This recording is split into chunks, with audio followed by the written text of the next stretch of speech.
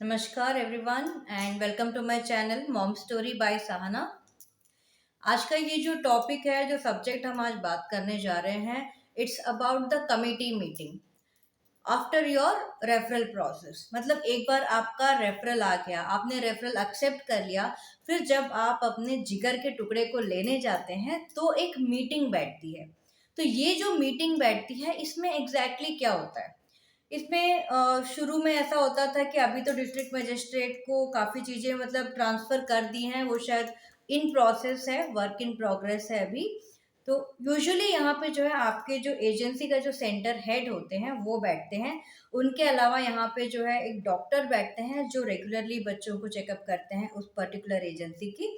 उनके अलावा पहले यहाँ पे डीसीपीयू से डीपीओ बैठते थे। ठीक है, तो अभी भी शायद कई जगहों पे डीपीओ ही बैठते हैं। अगर ये प्रॉपर एजेंसी नहीं है, ये अफिलिएटेड एजेंसी है, तो फिर जो मेन एजेंसी होती है उसके भी हेड यहाँ पे साथ में आपके मीटिंग में बैठेंगे। ये मीटिंग किन किन के बीच में होती है? ये होती है कमिटी मेंबर्स और प्रोस्पेक्टिव पेरेंट्स के बीच में। यूजुअली क्यों होता है ये मीटिंग? मतलब एक आप लोगों को डर लग रहा होगा कि अरे क्या पूछ लेंगे, कैसे होगा ये मीटिंग, कहीं उन्होंने हमें रिजेक्ट कर दिया तो। इस तरह के जो डर हैं आप सबके मन में आई एम श्योर ज़रूर होगा। तो आई वुड लाइक टू से यहाँ पे कि डरने की कोई बात नहीं है। इट्स लाइक सामने वाली पार्टी को भी एक अश्योरिटी चाहिए कि हम बच्चे को जिनको हैंड ओवर कर रहे हैं, जिनको एज फोस्टर पेरेंट्स हम हैंड ओवर कर रहे हैं, वो सही मायने में उस बच्चे के पेरेंट्स बनने के लायक हैं या नहीं। क्योंकि कई बार ऐसा होता है कि हमारे जैसे लोग जो बच्चे अडॉप्ट करना चाहते हैं, मैं सबके बारे में नहीं कहूँगी लेकिन इट हैपेंस, मतलब हम सब साइकोलॉजिकली सोसाइटी से, समाज की तरफ से, हर तरफ से एक तरह से एक प्रेशर में रहते हैं, एक स्ट्रेस में रहते हैं। इंसान कई बार स्ट्रेस में आके भी इस तरह के फैसले लेता है कि सबके बच्चे हो गए हैं, हमारे फ्रेंड्स सभी लोग सेटल हो गए हैं, हमारे नहीं हुए हैं, तो हमें बायोलॉजिकली नहीं हो पा रहे हैं, तो चलो हम लोग अडॉप्ट कर लेते हैं। कई लोग ऐसे होते हैं जिन्होंने इसके बारे में प्रॉपरली थॉट नहीं दिया होता है, अच्छी तरह से सोचा नहीं होता है कि इसमें उनको किस तरह के चैलेंजेस आ सकते हैं। अगर चैलेंजेस जो भी आएँगे, तो उनको वो किस तरह से फाइट करेंगे या किस तरह से उनका जो वो सामना करेंगे, उसको हैंडल करेंगे। तो बहुत सारी चीज़ें होती हैं जो लोग सोचते नहीं हैं और एकदम से आके दे जस्ट से कि okay we want to do it, right?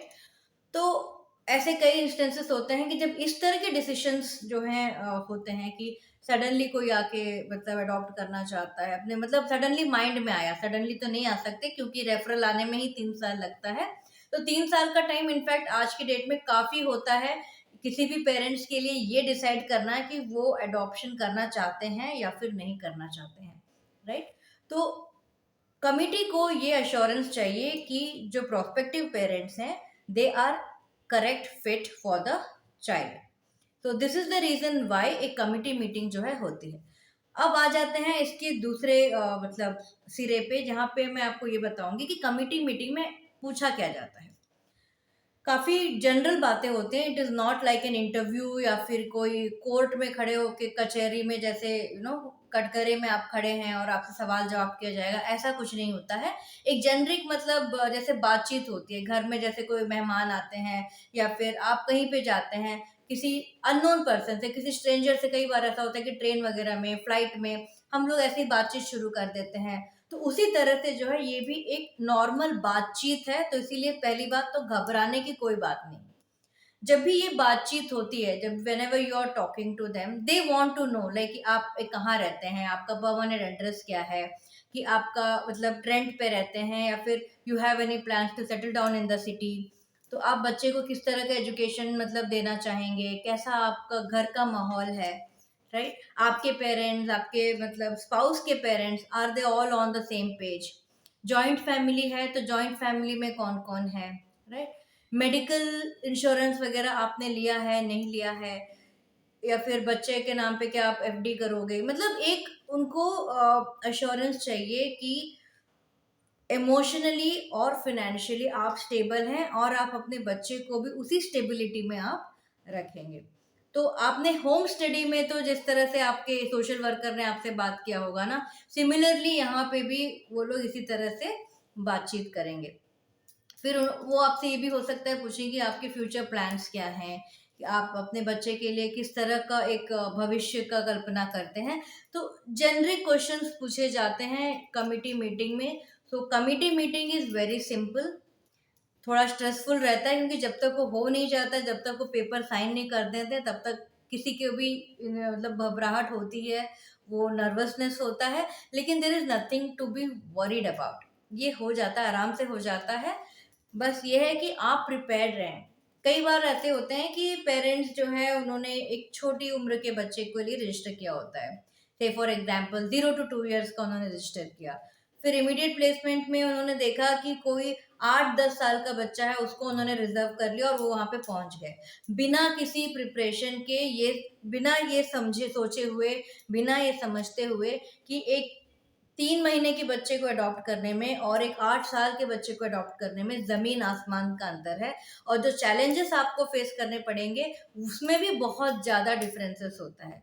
तो अगर आप उनमें से हैं जो ये सोचते हैं कि चलो हमने छोटे बच्चे के लिए तो रजिस्टर कर दिया है, लेकिन अगर इमीडिएट प्लेसमेंट में हमें कोई बड़ा बच्चा मिलेगा तो हम उसे भी अडॉप्ट करने के लिए तैयार हैं, तो मेरी राय ये रहेगी कि अडॉप्शन करने के पहले please talk to an adoption counsellor before even thinking about reserving an older child. एक बड़े बच्चे को अडॉप्ट करने के पहले जो है आप अडॉप्शन काउंसलर से मिलिए, या फिर अगर आप किसी को नहीं जानते हैं तो आप मॉम स्टोरी बाय सहाना के इस वीडियो के अंडर कमेंट कर सकते हैं, या फिर मेरा नंबर भी है मेरे यूट्यूब चैनल में, आप उस नंबर पे भी कांटेक्ट कर सकते हैं। We will get you in touch with an adoption counsellor, क्योंकि ये समझना बहुत ज़रूरी है कि व्हाट्स इन फ्यूचर, आगे क्या है आपके लिए, क्या लेके आ रहा है, मतलब ये अडॉप्शन क्या लेके आ रहा है। क्योंकि कई लोगों को लगता है कि छोटे बच्चे को अडॉप्ट कर लो तो कोई चैलेंजेस रहते नहीं है, सब कुछ सही रहता है, बच्चे को कुछ पता नहीं चलता। इट्स नॉट लाइक दैट, ऐसा कुछ नहीं होता है। अडॉप्शन में most of the children are abandoned, और ये अबैंडनमेंट का जो है एक तरह से एक माइल्ड ट्रॉमा जरूर रहता है बच्चे का, जिसकी वजह से छोटे मोटे बिहेवियरल इश्यूज जरूर आ सकते हैं। तो इट्स नॉट कि बिहेवियरल इश्यूज का मतलब ये है कि मैं ये कह रही हूँ कि मेंटली चैलेंज्ड है बच्चा, या फिर वो आपको जो है इमोशनली एक्सेप्ट नहीं कर पा रहा है। It's not like that. छोटी छोटी चीजें होती हैं जो एक नॉर्मल बच्चे में भी आप देखेंगे, मतलब एक बायोलॉजिकल चाइल्ड है आप उसमें भी ये देखेंगे और एक अडॉप्टेड चाइल्ड में भी देखेंगे। लेकिन जहां पे बात अडॉप्शन की आती है तो लोगों को लगने लगता है कि कुछ भी बिहेवियर में इशू आ रहा है तो that is because of adoption. तो please let me tell you guys, ऐसा नहीं होता है। तो मुद्दे की बात यह है कि let me summarise all those things जो आज हमने बात किया है। सबसे पहले तो कमिटी मीटिंग कब होती है? कमिटी मीटिंग तब होती है जब आपने रेफरल एक्सेप्ट कर लिया और आप अपने बच्चे को जो है एजेंसी से या फिर सीसीआई से जब लेने जाते हैं उनको, और आपको फोस्टर कस्टडी दी जाती है, इस टाइम पे ये कमिटी बैठती है। कमिटी में कौन कौन होते हैं? कमिटी में होते हैं आपके डीपीओ होते हैं, सेंटर हेड होते हैं, डॉक्टर होते हैं और सोशल वर्कर होते हैं। मोस्टली ये 4 लोग आपको वहां पे कमिटी में बैठेंगे। तो कमिटी में तीसरी बात, कमिटी में किस बारे में बात किया जाए? कमिटी में इस बारे में बात किया जाए कि आप अपने बच्चे के फ्यूचर के बारे में आपने क्या सोचा है, आपका रहन सहन कैसा है, और आप क्या करना चाहते हैं, मतलब बच्चे के फिनेंसेस के लिए आपने क्या सोच के रखा है। तो basically this is similar to home study. Home study में जिस तरह से आपसे बातचीत की जाती है उसी तरह से कमिटी मीटिंग में भी की जाती है। चौथी बात जो मैंने कहा कि अगर कोई भी इमीडिएट प्लेसमेंट के लिए जाना चाहता है और आप बिना सोचे आप इमीडिएट प्लेसमेंट में जा रहे हैं, लाइक आपका एज ग्रुप बहुत ही ज्यादा डिफर कर रहा है, लाइक अगर आपने 0 to 2 या 0 to 4 years के मतलब चाइल्ड को सेलेक्ट किया है और आप सडनली एक ओल्डर बच्चे को अडॉप्ट करना चाहते हैं, मतलब 8 साल से ऊपर के बच्चे को अडॉप्ट करना चाहते हैं, तो अगर आपकी सोच ऐसी है तो प्लीज, तो before taking any such step please एक अडॉप्शन काउंसलर से जरूर संपर्क करें। फॉर एनी मोर क्वेरीज, और आप किस बारे में जानना चाहते हैं अडॉप्शन से रिलेटेड, और कौन कौन से टॉपिक्स के बारे में आप बात करना चाहते हैं, आप कमेंट सेक्शन में ज़रूर लिख सकते हैं। और मेरा चैनल फॉलो कीजिए ताकि आपको अडॉप्शन से रिलेटेड और भी बहुत सारे इन्फॉर्मेशन यहाँ पे मिलते रहेंगे। तो अभी के लिए मुझे आज्ञा दीजिए। नमस्कार।